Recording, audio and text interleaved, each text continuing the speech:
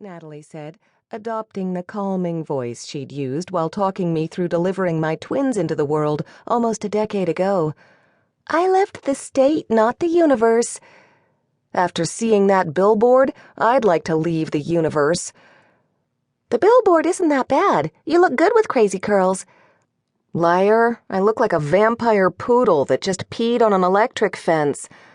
I'd sent a picture of the billboard to her phone last night. She'd called back, laughing so hard she could barely speak. Natalie chuckled. Anyway, what I meant was, did Jerry explain why he thinks this will help your career and how soon they will begin filming? I pinched the bridge of my nose, trying to breathe through my anger before my skin turned green and I went on a rampage. I don't know. You don't know the why or the how part? Either. Both. Did he tell you about his idea over the phone?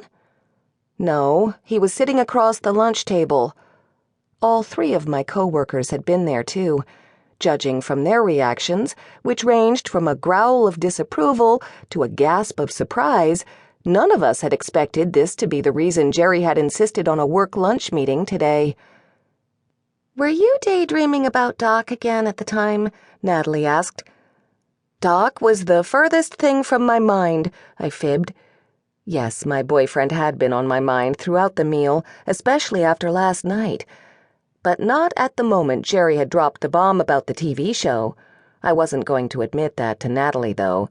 She said she was over the betrayal of my sleeping with Doc, but I wasn't entirely convinced by her "we're good" claim. Then how come you weren't paying better attention? Old Man Harvey sent me a text.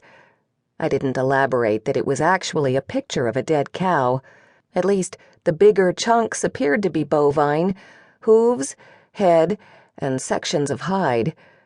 After my eyes had registered what I was seeing, it had taken me a few gulps of water to keep my burger and salad contained in my stomach.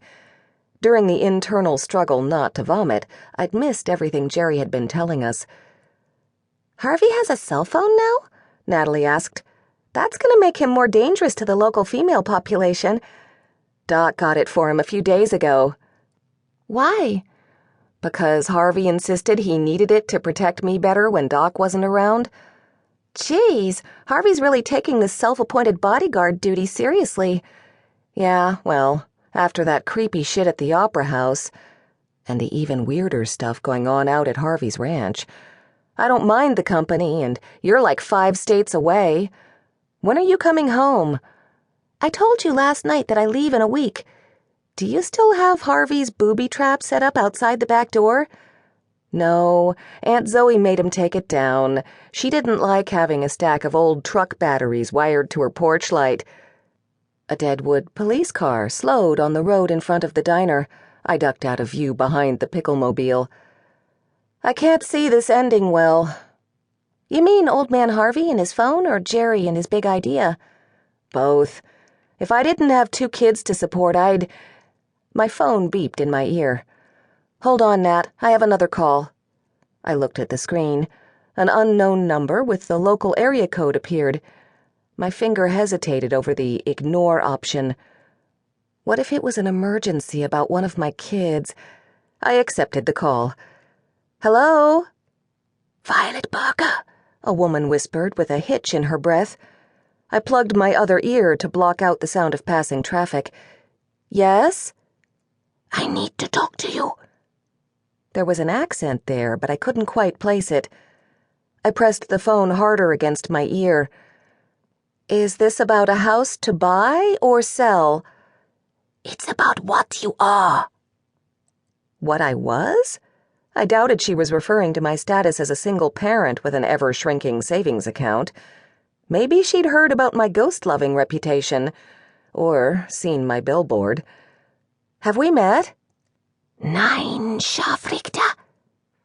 The engine growl from a passing diesel pickup made the caller's words sound garbled. Nein, what? I asked. I must see you immediately. Come to the Galena house on William Street, apartment 4. Knock 7 times. Right now? I'm